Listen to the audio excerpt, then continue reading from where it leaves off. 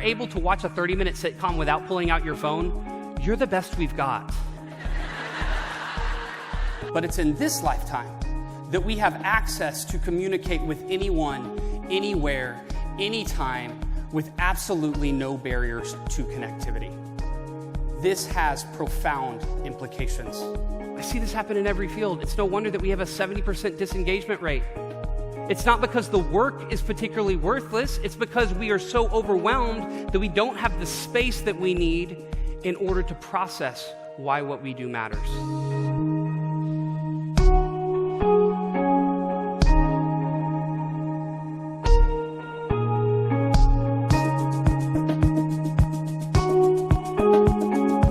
You're not wired to look at an Excel spreadsheet all day long. You're not, amen, thank you. Can I get an amen? You are designed for survival. How many of you, if you are honest with me, would say that you've been on your phone in the last 6 minutes? Please raise your hand. Wow. Who is currently on your phone? That's okay, I am not offended. Truly, there's no place safe anymore. We're distracted not just here, but when we go home. You know that more than 60% of people today are more likely to be connected to digital media than they will be in conversation with their significant other when they go home. We're distracted on the road. Nobody drives anymore. We just get in the car and pull out our phones and hope. We even pay money to be entertained and still find ourselves on the devices we'd already purchased.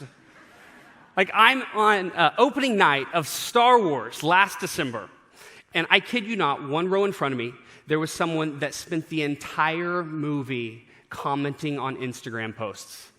It's like, can you believe that? Like, will you not say that for a more appropriate time? Like when you're at work?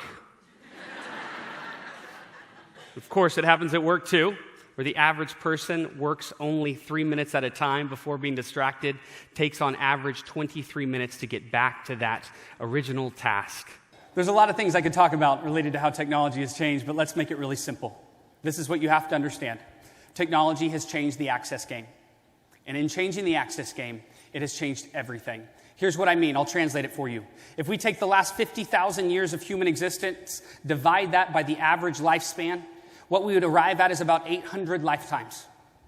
800 lifetimes. For the first 650 lifetimes, you're talking about people that predominantly lived in a cave. It's only in the last 70 that we had written communication of any kind. You can communicate to people of different generations.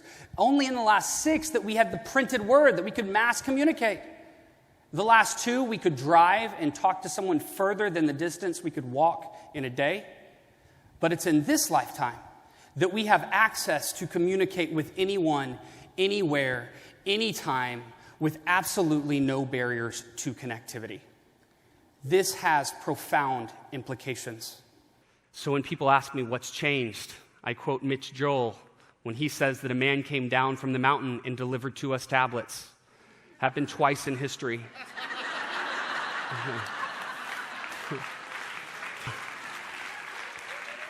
But access changes that game.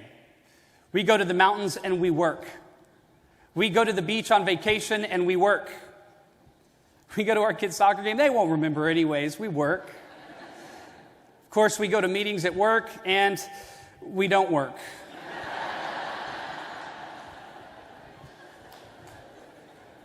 Access has changed the game.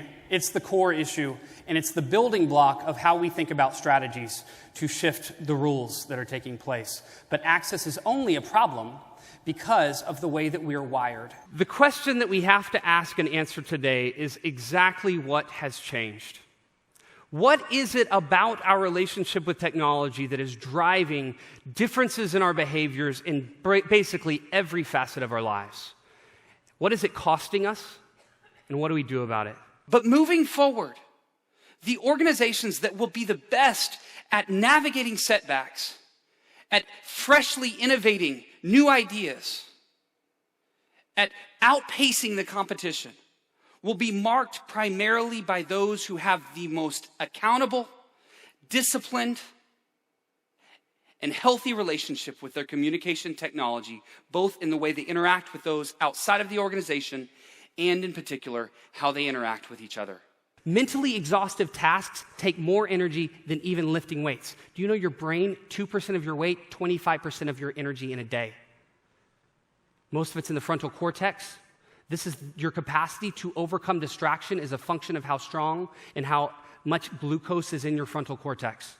Every decision you make in a given day reduces your odds of making the right decision next. This is why in the morning, might not realize it, you're not nearly as likely to send that snarky email. You get to 8 p.m. that night, like, I'll tell them what I think, And unfortunately for us, the results are all kinds of losses in the categories of our work. What do I mean by loss? I mean that we think we're running faster, but we're actually slowing down. 40% drop in efficiency when we start trying to merge and flip between tasks. Not only is it slower, but we don't do as good of a job. 15-point drop in IQ, in the quality of the work when we try to add too many tasks into our day. And of course, if those were the only things, that wouldn't be a big deal, but it hinders every part. It hinders our relationships. It hinders the way that we connect with one another. And perhaps most importantly, it hinders our ability to even know what is important. 2/3 of people get to the end of their day and can't tell you why they did what they did. They can't even tell you what they did. Serious question. When was the last time you stepped back and asked yourself, what am I doing? Why is it important? And who am I helping? I see this happen in every field. It's no wonder that we have a 70% disengagement rate. It's not because the work is particularly worthless. It's because we are so overwhelmed that we don't have the space that we need in order to process why what we do matters. I used to say with the attention spans of goldfish, but we've seen a 50% drop in the last 10 years. Now we are officially losing to goldfish. We used to think that TV caused ADD. Do you remember this? When I was a kid, couldn't watch TV because it was making me ADD. Yeah. Now, 75% of Canadians and 90% of Canadians under the age of 35, when watching TV, actively use a second device. Yeah. Can you believe that? In other words, I'll translate this for you. If you're able to watch a 30-minute sitcom without pulling out your phone, you're the best we've got. There's actually 4 factors that shape our ability to do that. We call them the 4 E's of attention. And that's our energy, our emotions, our experiences, and our environment. And so let's dive into what that looks like. And we'll start with our environment. I was in Costa Rica, and I was going scuba diving. Does anybody here like to scuba dive? Okay, if you haven't done it, it is a blast. We jump in the water. There's an instructor that guides us and tells us where to go. So I was right next to the instructor, and swimming around, having a great time, and all of a sudden, it gets extremely dark. So I'm thinking, what is going on here? And I'm like, okay, well, let's see what's blotting out my precious sun. And I look above me, and I see that less than 3 feet away from me is a fish the size of a school bus. Yeah. So I took a bathroom break.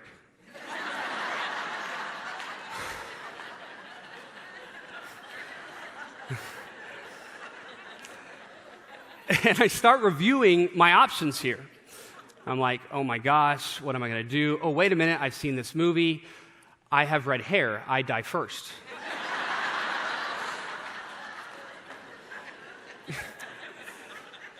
So I grab the instructor and I flip him between me. Figure, I paid him money. He should die. It turns out it was actually a whale shark, the largest fish in the ocean. Once-in-a-lifetime experience. I'm sharing this with you because it didn't take work for my brain to shift to something new. I saw something come into my surroundings, and I adjusted to look and evaluate. You're not wired to look at an Excel spreadsheet all day long. You're not. Amen. Thank you. Can I get an amen? You are designed for survival. And the core baseline form of the attention system that takes the least resources in our brain is in search of constant new and novel stimulus. You're made to want to flip to the new thing. And if we wanted to add another layer, you're made to want to send and receive social information. You might be contributing to the problem if you think responsiveness is a synonym for responsibility. How often have we switched our values there? That we think that our number one job is to be immediately available.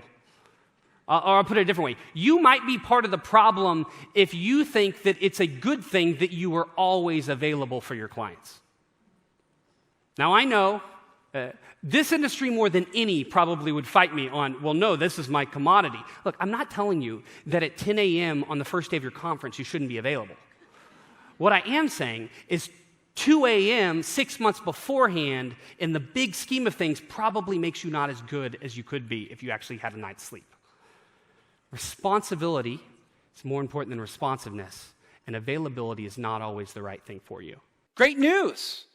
Your customer has never been easier to reach than they are at this moment in time. But unfortunately, everyone else can reach them too. So you're gonna connect to your customer. You're gonna go on social media, right? Send out a tweet, and you'll be one of 500 million tweets that go out today. Or you're going to get their phone number because you've heard that you can connect with them. You're going to shoot them a text. And if they're in their 20s, they're going to be getting 4,000 text messages this month. Or you're going to get really excited because they do interact with you. They go on your Facebook page. They like a post. And 2.2 million posts are liked every single minute.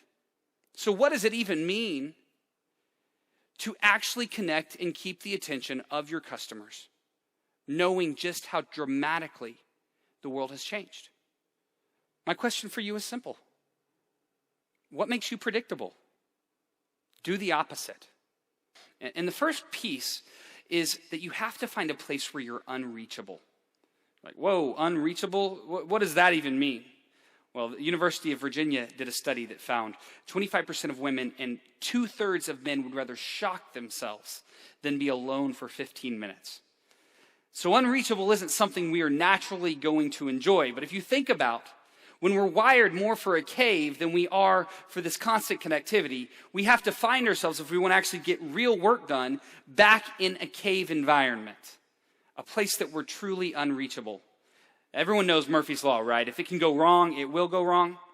Today's Murphy's Law, digital Murphy's Law, I should say, is if they can reach you, they will reach you. There are people that are with your company. You probably hired them. And their only job is to figure out how to make sure that you never get anything done. So the point is, how and what we organize is different than it used to be. 2 areas that I want to focus in on. And the first area is, how do we organize our tasks? You know, of course, who has a to-do list? Awesome. Basic 101. To-do lists are great. Because if you don't have a to-do list, you know what becomes your to-do list? Your inbox, which is a to-do list managed and dictated by other people. This is a very bad to-do list. So to-do lists are great, but they're not enough. The first thing you're going to do when you get into that cave is you're going to differentiate the levels of importance for the things on your to-do list. The most common frustration that comes to me from people in the audience is, this is great information, now you have to tell my boss. Often it is the leadership of an organization that is driving the frantic pace. We live in an age where technology has the possibility to eliminate from us all the things that are not distinctly human, to allow us to focus on that which is. But if we're not careful, it can erode our capacity in everything that makes us who we are, and we can lose more than we gain. But we can and we must do better.